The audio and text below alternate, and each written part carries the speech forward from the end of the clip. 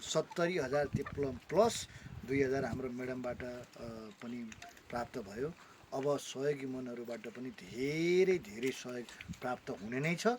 त्यो पैसा हामीले कुनै नाबालकको एउटा खाता खोलेर डिपोजिट गर्नेछौँ र यहाँहरूले मन्दिर पूजा गर्नुभन्दा यो चाहिँ भगवान रूपी आत्मा, मान्छेको आत्माभित्र भगवान हुन्छ। हामी मान्छेले धेरै गलत काम पनि गर्छौँ, तर त्यो आत्मा साँची नराखी गरेका काम हुन्। हामीले मनभित्र रहेको भगवानलाई पुज्ने बानी बस्यो।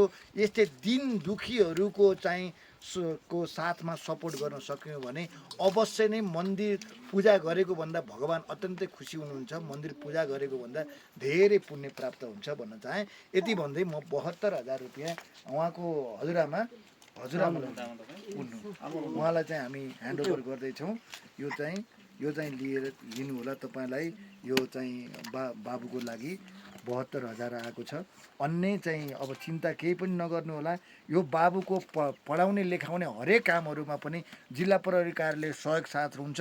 म यहाँ नभए पनि म यो कोअर्डिनेट गर्ने काम म गरिदिन्छु, चिन्ता नगर्नु होला। बाँकी चाहिँ यो बच्चाको चाहिँ एउटा खाता खोलेर राखिदिनु होला। बाँकी अन्य म्याडमले भने जस्तै अन्य साथ सपोर्ट पनि, आज त हामी फर्स्ट आएका छौँ, अन्य खालका त्यस्ता कमी कमजोरी त्यस्तो साथ सपोर्ट गर्नु पऱ्यो भने पनि नरुनु होला। एउटा चाहिँ आमा अत्यन्त एउटा चाहिँ हो, एउटा व्यथा छ नै, तर तपाईँ नरुनुहोस्, केही छैन। दुखीको दैव सहारा भन्छ। जे भयो भयो। अब एउटा चाहिँ सानो बाबुको चाहिँ एउटा उपचार गर्न नसकेर एउटा आमाको मृत्यु, एउटा आमा जो आफ्नो बच्चाको लागि मृत्यु भइसक्दा पनि एउटा बच्चाले चाहिँ दुध चुसिराखेको छ, कसैले केयर गर्ने मान्छे पनि छैन।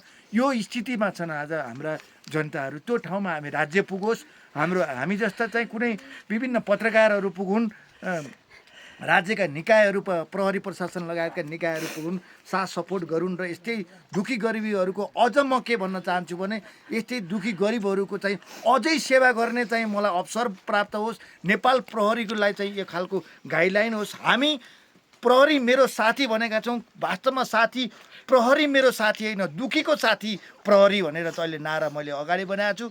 दुखीको साथी प्रहरी हो भन्ने कुरा चाहिँ अब हामीले प्रमाणित गरेर देखाउँछौँ। धन्यवाद। अब चिन्ता नगर्नु, नरुनुहोस्, केही छैन। जिन्दगी जन्मेपछि मान्छेलाई एकपल्ट मर्नै पर्छ। जे भयो यो लेखेकै थियो, हुनु नै थियो, भयो भन्ने कुरा सम्झनु होला।